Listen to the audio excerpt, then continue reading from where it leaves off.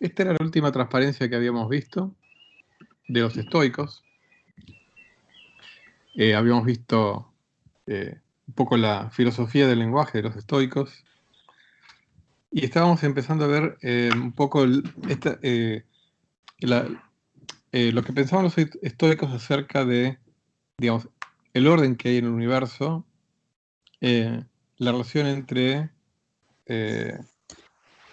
las leyes, las causas, la armonía que hay detrás, etcétera, ¿no?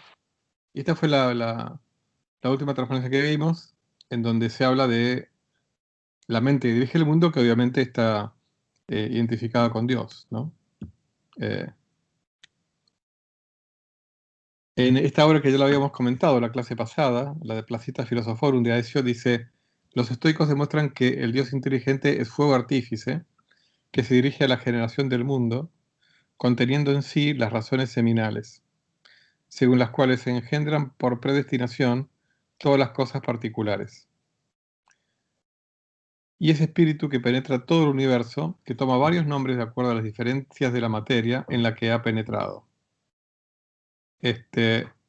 O sea que es omnipresente. Por eso, ustedes saben que muchos teólogos y padres de la Iglesia cristiana, católica, consideraban a Séneca como una especie de, de, de padre filosóficos de los cristianos, a pesar de Séneca no haber sido cristiano.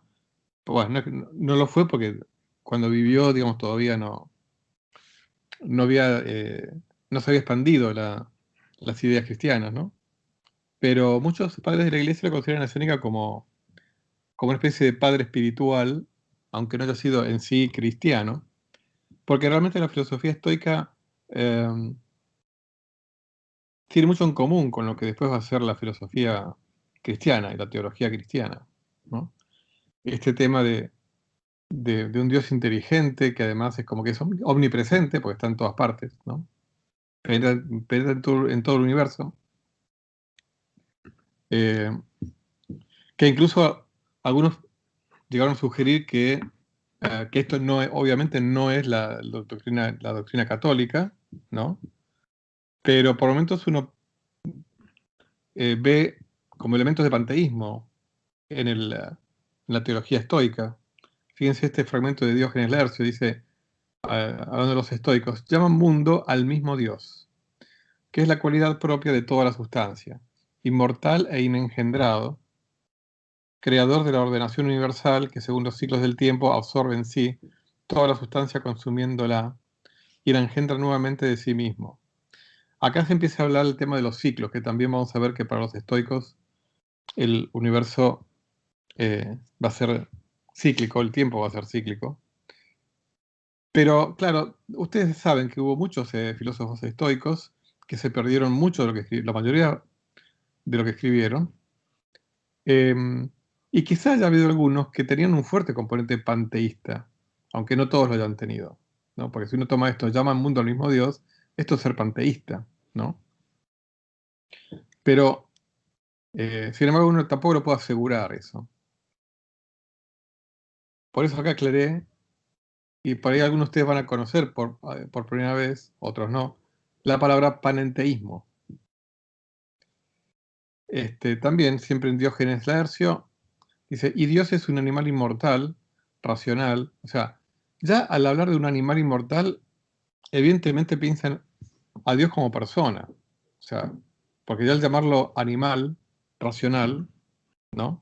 Lo asemeja mucho a nosotros.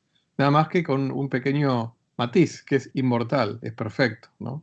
Bueno, inteligente en su bienaventuranza, inaccesible a todo mal, providencia que gobierna el universo y todo lo que existe en el universo, no tiene forma humana, es creador de todas las cosas y el padre de todas, y que penetra la totalidad de las cosas en común y por cada parte suya, y es denominado con diversos nombres, de acuerdo a sus variados poderes.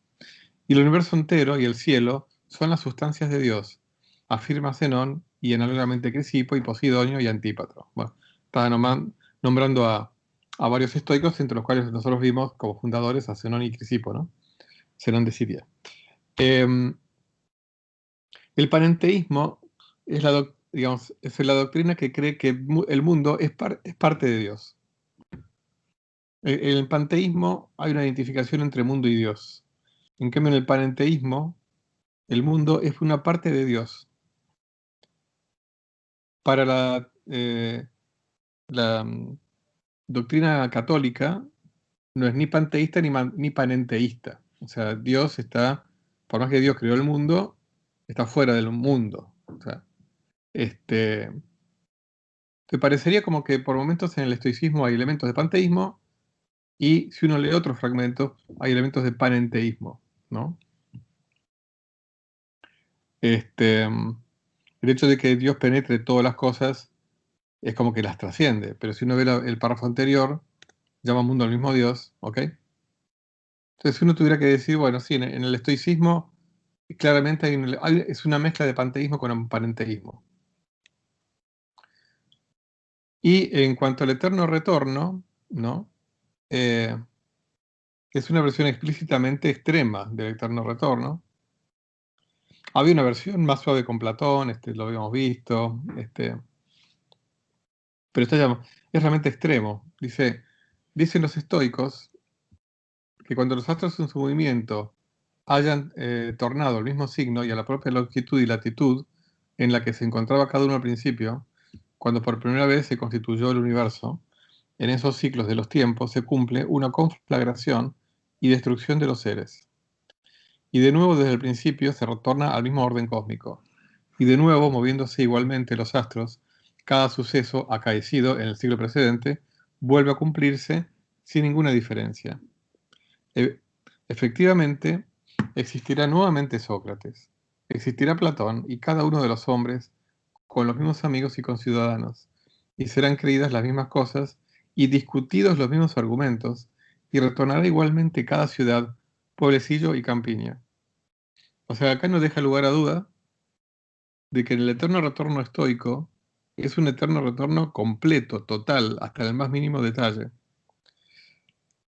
Que bueno, da para, bueno, discutir qué significa esto, ¿no? O sea,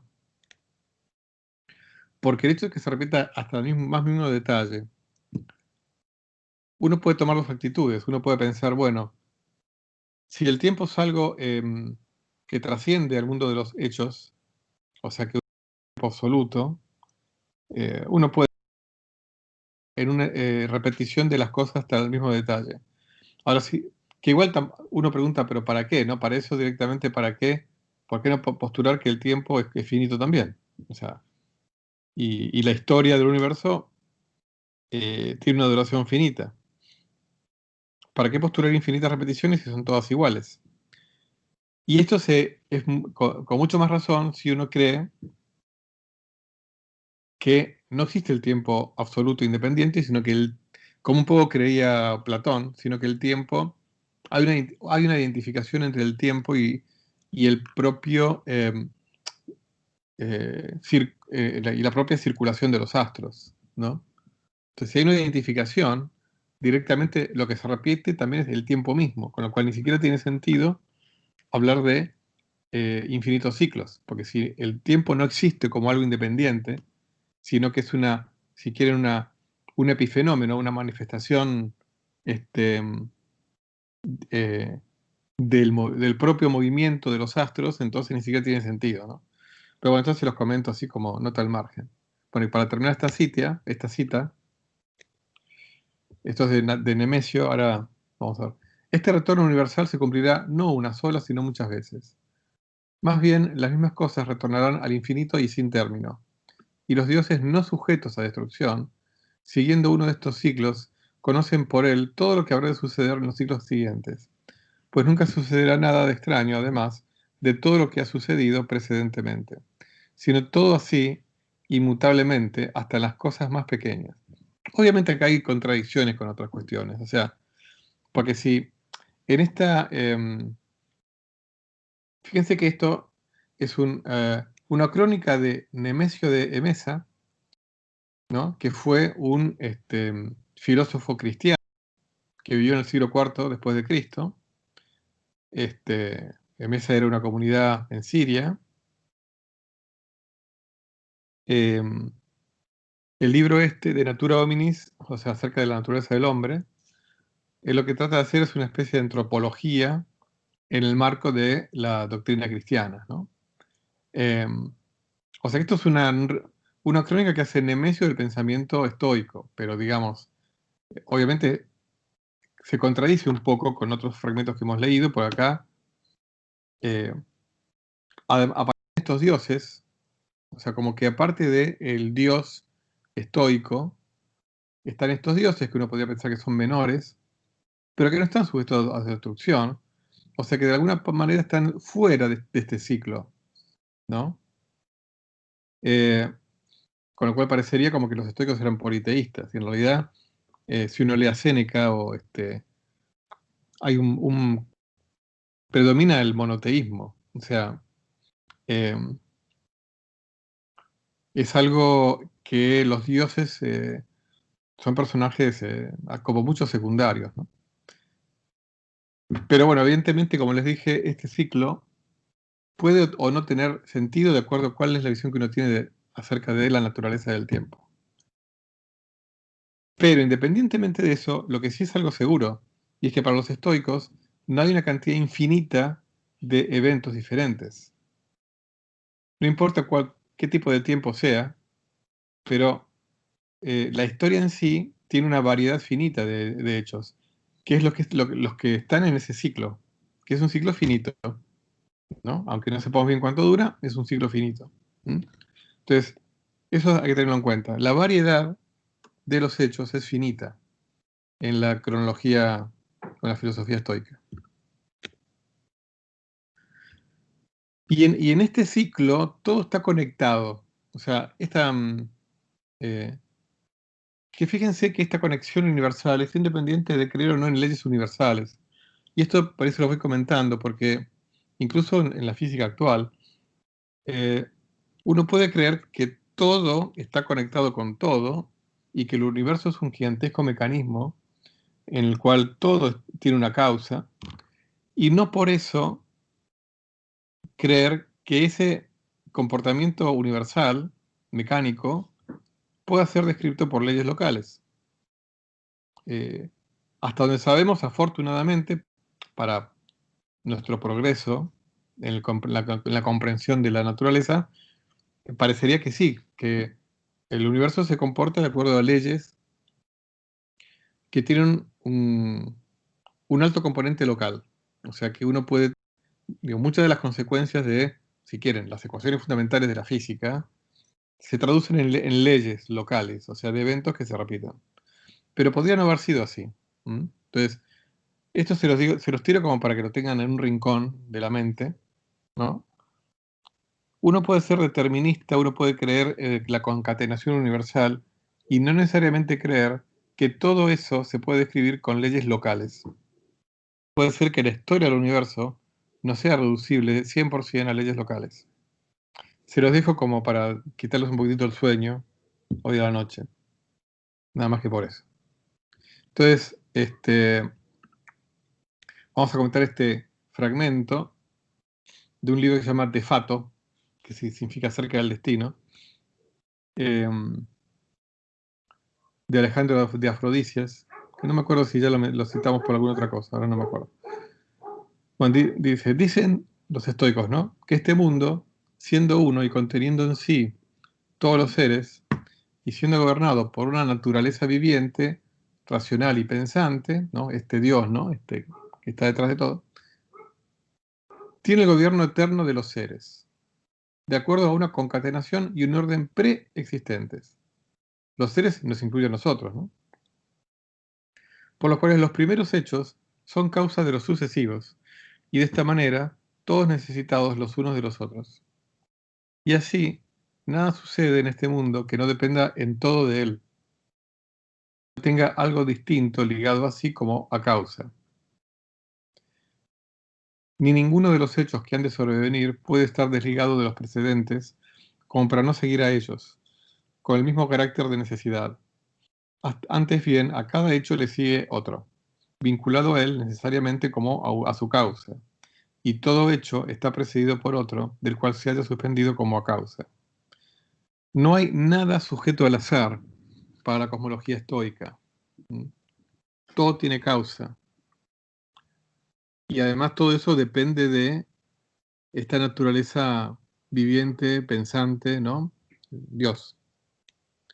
En efecto, nada existe ni sucede en el mundo sin causa, porque en él no existe nada separado y desligado de todos los precedentes. En efecto, el mundo se dividiría, se despedazaría, si surgiese un movimiento sin causa, y no permanecería más uno, mientras que se haya siempre gobernado por un solo orden y designio. Y siendo tal el ordenamiento del todo, deviene activamente y sin término del infinito al infinito. O sea, acá no hay lugar, como sí la había, se acuerdan, incluso hasta en Aristóteles, no hay lugar para el azar. Es pura necesidad todo. Pura predestinación, puro designio, puro diseño. Y dicen que hado, naturaleza y razón, según los cuales se gobierna todo, es Dios, presente en todas las cosas y en todos los hechos, y utilizando así todas las cosas por naturaleza propia para la economía del todo. O sea que acá hay una especie de también como de un uso óptimo de todas las cosas de la naturaleza, ¿no? Eh, y de los acontecimientos de la naturaleza. O sea, hay una economía de los hechos, hay una economía de las cosas. ¿Eh? Acá nada sobra ni nada falta. Es todo perfecto porque es la obra de Dios. Esta es un texto de Alejandro de Afrodisias. Como le dije, de fato significa acerca del destino, eh, que es un filósofo, bueno, eh, posterior a, o sea, de nuestra era, ¿no? Eh, creo que es del siglo IV por ahí. Que es una fuente muy rica que tenemos, ¿no? Junto con Simplicio, bueno, Diógenes. También Alejandro de Afrodisias es una fuente muy rica para conocer el pensamiento antiguo, ¿no? O sea, antiguo en el sentido de mucho más antiguo que el propio Alejandro de Afrodisias. Eh, entonces realmente acá no hay lugar para ningún tipo de acto libre. Lo cual esto, por supuesto que va a traer problemas en cuanto a ver, en dónde entra la libertad, ¿no? En el mundo estoico, porque si está todo tan determinado, no hay lugar para el azar. Acá les comento, dice que el mundo se dividiría, se desplazaría si surgiera un movimiento sin causa. O sea, un evento aleatorio destruiría todo el universo para los estoicos, según Alejandro de Afrodisias. Va a haber una doctrina, sobre todo en el mundo musulmán, en la Edad Media, que se llama ocasionalismo, que es extrema en el sentido de que considera que Dios está actuando constantemente en el universo. O sea, es un extremo, si quieren, de esta visión que acabamos de comentar, estoica, porque directamente creen que Dios está constantemente creando el universo. Si Dios se eh, echara a dormir la siesta, el mundo se destruiría. O sea, por decirlo de alguna manera, cada segundo que pasa gracias al esfuerzo de Dios, que es como que está creando el mundo segundo a segundo, ¿no? Bueno, eso se llama ocasionalismo y bueno, muchos filósofos medievales adhirieron a esa doctrina, muchos. No, no la mayoría ni mucho menos, algunos, sobre todo algunos del mundo musulmán. Pero bueno, no digo que esto sea ocasionalismo, pero bueno, se los quería comentar. Volviendo a Séneca, en la carta 113 a Lucilio, dice: entre las muchas cosas por las cuales es admirable la inteligencia del divino artífice, entiendo que debe contarse la de no repetirse jamás en tanta abundancia de cosas. Incluso las que parecen semejantes, si las comparas, resultan bien distintas. De tantas clases de hojas como creara, no existe ninguna que no esté marcada por una propiedad particular. De tantos animales no existen dos de igual tamaño. Siempre existe alguna diferencia. Él mismo se quiso obligar a que fuesen desemejantes y desiguales las cosas, que era menester que fuesen distintas. Esto que no tiene nada que ver, pero es una antesala, digamos, de de la idea de la enorme riqueza de la naturaleza, diversidad, biodiversidad, que abre un poco las puertas para pensar en una evolución. ¿eh? Simplemente lo comento al margen, digamos. O sea, él mismo quiso obligar a que fuesen desemejantes y desiguales las cosas que era menester que fuesen distintas. Decís que todas las virtudes son iguales, no son, por lo tanto, animales. No existe ningún animal que no actúe por sí mismo, pero la virtud no obra de este modo, sino justamente con el hombre. Acá mete el tema de la virtud, que obviamente no tiene nada que ver con el mundo de los seres vivos, en cuanto a que todas las virtudes son iguales, en cuanto a que son igualmente buenas, los animales, en cambio, tienen una enorme diversidad. Ahora, entonces, la variedad de la providencia divina y de la enorme riqueza en la creación divina, ¿no? Que son todos argumentos que después van a ser tomados por los apologistas cristianos, como argumentos incluso para la demostración de la existencia de Dios, ¿no?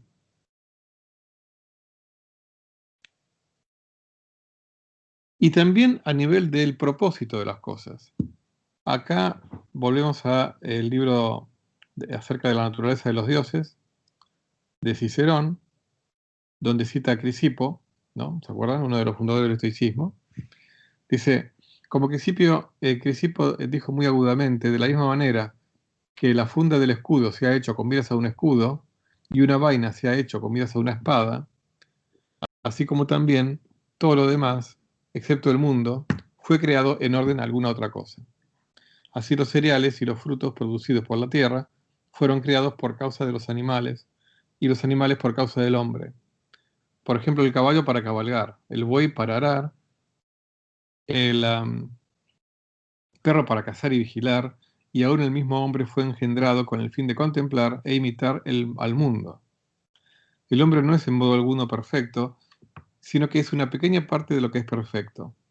Estas ideas de que uno las puede englobar en lo que se conoce como argumentos de diseño. Al día de hoy son objeto de debate, de discusión. Por ejemplo, ustedes hasta pueden encontrar en YouTube debates entre ateos y creyentes, incluso entre, entre ateos y creyentes que aceptan la teoría de la evolución de Darwin, pero que aún así argumentan que el aparente diseño que hay, si no en los organismos vivos, sí en las leyes de la naturaleza, son una indicación de que hubo un creador, ¿no? Del universo y de sus leyes. Por supuesto que las discusiones hoy en día, al menos entre gente, digamos, seria y culta, tienen una sofisticación muy diferente a la que podía haber hace, no hace 2000 años, hace 100 años, ¿no? O sea, por ejemplo, les comento hoy en día, si quieren buscar en YouTube, argumentos, bueno, obviamente en contra de la existencia de Dios, por ejemplo, de Richard Dawkins, que es un divulgador de la ciencia que viene del lado de la biología y de la genética, que es un militante del ateísmo, y por otro lado, por ejemplo, William Lane Craig, el apellido Craig se escribe C-R-A-I-G, que es un tipo muy culto, que no niega la evolución, y que sin embargo, bueno, es creyente, eh, y hay muchos filósofos actuales que se dedican a esto, a estudiar los argumentos de diseño. Obviamente ya no, ya no en, digamos, la mayoría al menos, ya no en decir, bueno, Dios existe porque, eh, como acá dice, ¿no? Creó los frutos para que los animales los comieran, ¿no? O sea, nadie argumenta seriamente eso, pero sí argumentar en cuanto a cosas mucho más sofisticadas, ¿no? Pero bueno, acá es uno de los primeros ejemplos, ¿no? De argumento de diseño. O sea, maravillarse ante la perfección de la naturaleza, ante lo bien que funciona todo, ante realmente, porque es la verdad, lo sofisticado que son todos nuestros órganos, ¿no? O sea, el diseño del ojo, por ejemplo. O sea, eh, por ejemplo, hay un apologeta cristiano del siglo XIX, llamaba Thomas Paine, que fue muy, muy influyente. Es más, Darwin lo leyó en su juventud, que compara el argumento de diseño a favor de la existencia de Dios con un hombre que camina por la naturaleza y se encuentra un reloj pulsera tirado en el suelo. Jamás se le ocurriría pensar al hombre, ese hombre, que ese reloj haya sido producto del azar, ¿no? Del juego entre eh, rayos, lluvia, árboles que crecen y que se derriban, a animales, ¿no? Lo que primero uno piensa es, este reloj, primero, ¿le pertenece a alguien o bien lo construyó alguien? Bueno, después Thomas Paine comparaba eso con el descubrir las maravillas de la naturaleza. A nadie se le ocurre pensar que eso haya sido producto del azar. Cuando después vino Darwin y dijo, sí, por ahí sí, fue producto del azar,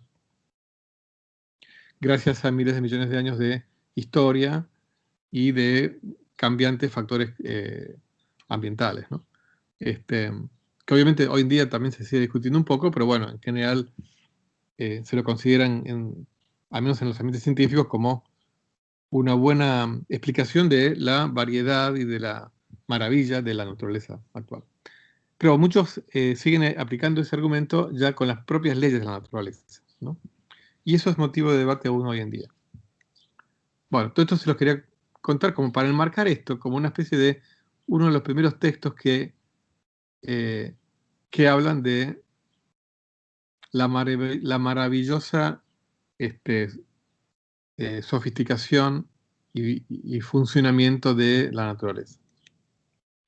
Siempre en el de Natura Deorum, seguimos con este tema, dice, Crisipo arguye de esta manera, si existe algo que el hombre no es capaz de crear, el que crea este algo es superior al hombre. Ahora bien, el hombre no es capaz de crear los objetos que vemos en el mundo. Luego, el que fue capaz de hacer tal cosa es superior al hombre. Ahora bien, ¿quién puede superar al hombre sino Dios? Luego Dios existe. Bueno, típico argumento de diseño, o sea, si el hombre no es capaz de diseñar un ojo, evidentemente el ojo fue diseñado por Dios, o sea, por un ser superior. ¿Y quién otro sino Dios? ¿No? Pero esto es un argumento que, según Cicerón, lo esgrimía Crisipo.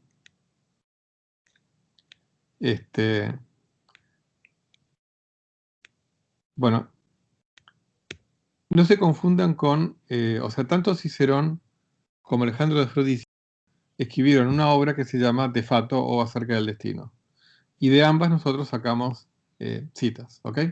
Ahora vamos a comentar una cita de Cicerón. Obviamente siempre hablando de los estoicos. Crisipo, rechazando la necesidad, y sin embargo queriendo que nada se produzca sin causas precedentes, distingue los géneros para escapar a la necesidad y mantener al mismo tiempo el destino.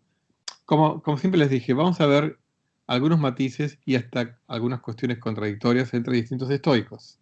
Acá se trata de la lucha de Crisipo por compatibilizar, digamos, la causalidad universal con el hecho de, bueno, ¿dónde queda la libertad del ser humano, no? Bueno, dice Crisipo que algunas de las causas son perfectas y principales, otras contribuyentes y próximas. Por ello, al decir que todo proviene fatalmente de causas preexistentes, no pretendemos significar de causas perfectas y principales, sino de contribuyentes y próximas. Y si no están en nuestro poder, no se concluye que tampoco las tendencias se hallan en nuestro poder. Ahora vamos a aclarar todo esto. Pues, aunque el asentimiento no puede darse sino movido por la representación, no obstante, él dice, en el mismo modo que quien ha dado el impulso a un cilindro, ¿no? Siempre se está refiriendo a Crisipo, le ha dado la iniciación del movimiento, pero no la capacidad de girar. Así la representación imprime, sí, el objeto, pero el asentimiento estará en nuestro poder.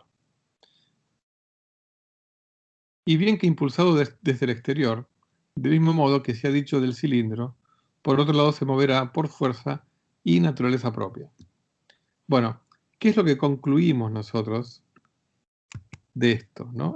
Parezca un poquito contradictorio. ¿Qué es lo que está pensando supuestamente Crisipo según Cicerón? Y acá un poco nos recuerda a los atributos esenciales y su diferencia de los atributos accidentales de Aristóteles, aunque esto es otra cosa, pero digamos, a mí me recuerda eso un poco, en lo siguiente, ¿no? Crisipo rechazaba la necesidad, porque tenía la intención de dejarle un resto de libertad al ser humano. ¿Dónde está la necesidad en el ejemplo del cilindro? Es que el cilindro, por el hecho de estar hecho de materia, o sea, de ser pesado, por el hecho de tener la forma de un cilindro,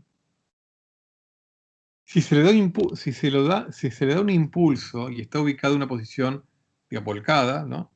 Va a echar a rodar. Y eso va a ser producto de la necesidad del carácter de cilindro, que no puede sino echarse a rodar. Entonces, eso entra dentro de las causas perfectas y principales. Ahora, ¿cuáles son las causas contribuyentes y próximas, que no son las principales? En el poder del que lo echa a rodar. Entonces, y aquí nos recuerda al agente aristotélico también. O sea, como Aristóteles no creía, digamos, que todo estaba determinado, ¿no? Hasta incluso, como comentamos, le dio lugar a la aleatoriedad. Pero acá los estoicos, digamos, como vimos, creían que todo obedecía a alguna causa.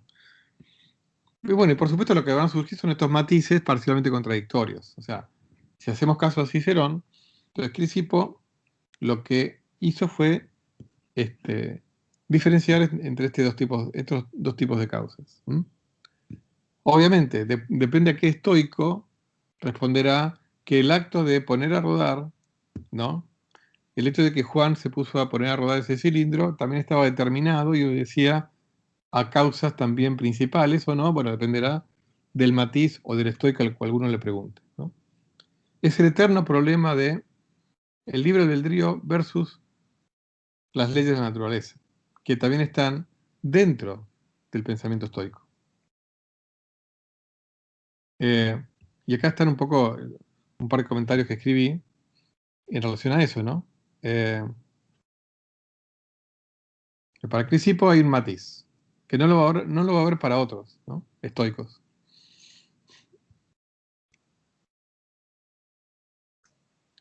Y estos son los comentarios que resumen un poco eh, lo que les, lo que les dije recién, que quedan acá, cuán libre o determinado está mi acto de echar a rodar al destino, y bueno, dependerá, como le digo, del matiz filosófico al cual yo adhiera, si soy estoico, ¿no? De todas maneras, como vimos, hay estoicos que creían que todo estaba determinado, ni que hablar los que creían que todo se repite hasta el más mínimo detalle, ¿no?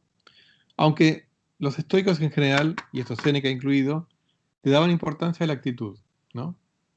O sea, como yo no puedo cambiar el destino de las cosas, en general los estoicos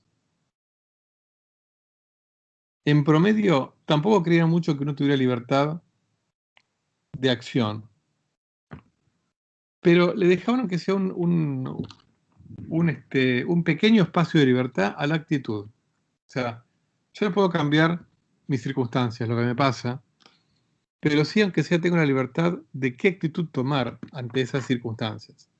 Ahora, si esa actitud influye o no a mis actos concretos, bueno, dependerá del matiz con que yo piense estoicamente, ¿no? Así como un poco está resumiendo estos comentarios que les escribí acá.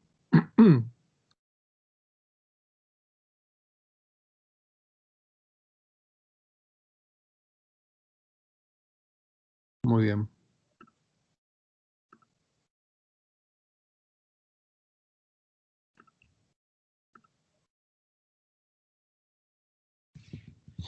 Como para terminar con los estoicos, esta última cita de un escritor romano del siglo II, llamado Aulo Gelio, que este libro, esta obra llamada Noches Áticas, la escribió justamente en una época que estaba viviendo en Ática, en el mundo griego sería, ¿no? Que ya en esa época, por supuesto, estaba bajo el dominio romano. En las noches, ¿no? Por eso se llama Noches Áticas. Es una obra muy ecléctica, donde a este Eulogelio se le ocurrió escribir de todo. Cada noche escribía de algo que se le ocurrió esa noche. O sea que es una obra que no es una mezcla de obra filosófica, con obra autobiográfica, con diario de viaje, o sea, bueno. Pero bueno, este fragmento es interesante. Dice, y a continuación Crisipo pone un ejemplo de ello que por Hércules resulta muy apropiado e ingenioso. Si arrojas una piedra cilíndrica por un terreno en cuesta y escarpado, le proporciona ciertamente la causa inicial de su precipitación. Sin embargo, la piedra precipitada rueda no porque tú la hagas rodar también, sino porque esa posibilidad la tiene en sí su figura y la redondez de su forma. De igual manera, el orden, la estructura y la ineluctabilidad es lo que pone en movimiento determinado tipo de causa y el comienzo de esa causa. Mas la voluntad propia de cada uno y la índole natural de su espíritu es lo que en definitiva regula los impulsos de nuestras decisiones y de nuestras ideas, así como nuestras acciones mismas. Entonces, de nuevo, ¿no? Como decía Cicerón, evidentemente el estoicismo de Crisipo tenía el matiz de dar lugar o cabida a la voluntad, ¿eh? De cada uno. ¿Mm? Hoy en día, ¿cuán libres somos? Bueno, está bastante puesto en duda por innumerables experimentos de psicólogos cognitivos que hasta muestran que el acto de, por ejemplo, de reaccionar eh, y decidir apretar un botón, este, lo que ven es que primero está la orden motriz del cerebro al dedo para que apriete el botón y después está la toma de conciencia, ¿no? Del voluntario de que decidió apretar el botón. Lo cual es muy curioso, lo cual muestra primero que el cerebro es muy complejo, la mente es muy compleja, y cuando uno entra a hurgar tan profundo y tan microscópicamente en el sentido temporal y hasta en el sentido espacial neuronal, eh, es como que uno llega a los límites del concepto de persona y del concepto de libertad. O sea, eh, porque si realmente primero aparece la orden motriz y después el que dio la orden toma conciencia de que dio la orden, parecería como que la libertad eh, es más una sensación que una realidad. Pero de todas maneras, aún así, yo soy de los que piensan que eh, como mínimo vale la pena apostar que uno es libre, por más que quizá uno no lo sea y que uno esté gobernado por infinidad de estímulos externos e internos, ¿no?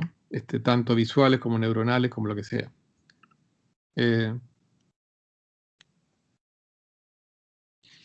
Este, así bueno, eh, estos intentos, ¿no? De compatibilizar, como últimos comentarios que están acá, la libertad con la necesidad, eh, que están en Crisipo, bueno, después va a haber infinidad de pensadores que lo van a hacer, ¿no? Como yo les comenté, creo que en alguna clase hace un tiempo, eh, las leyes de la naturaleza son importantes para que uno sea libre también, o sea, porque si no, como yo les dije, ¿no? Si yo decido apretar un botón y no hubiera leyes de la naturaleza, nada me garantizaría que en ese momento mi mano se desintegrara o el botón se desacoplara del mecanismo que, no sé, al cual está conectado. Yo necesito de la necesidad, o sea, necesito de las leyes para poder ejercer mi libertad, ¿no? Acá está el ejemplo de patear una piedra, ¿no? ¿Qué pasaría si no hubiera leyes? Eh, El tema es que esa misma necesidad, esas mismas leyes, eh, ¿hasta dónde valen? O sea, ¿hasta dónde cortan mi libertad? Bueno, es un ida y vuelta y lamentablemente ni siquiera hoy en día no lo tenemos claro, ¿no?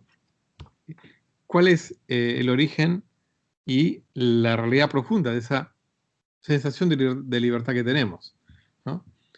Em, Aristóteles fue uno de los primeros que se lo empezó a plantear, ese problema. El Epicuro en menor medida también, pero los estoicos se lo tomaron bastante más en serio por todos estos fragmentos que hemos comentado. Y bueno, y no es que lo han resuelto, y no es que lo resolvieron, tampoco lo hemos resuelto, digamos, de manera definitiva en la actualidad, ¿no? Así que vamos a hacer una cosa, porque ahora empezamos, con eso terminamos los estoicos, vamos a entrar en otro tema. Entonces, son 11 menos 10. Acá dejo de grabar.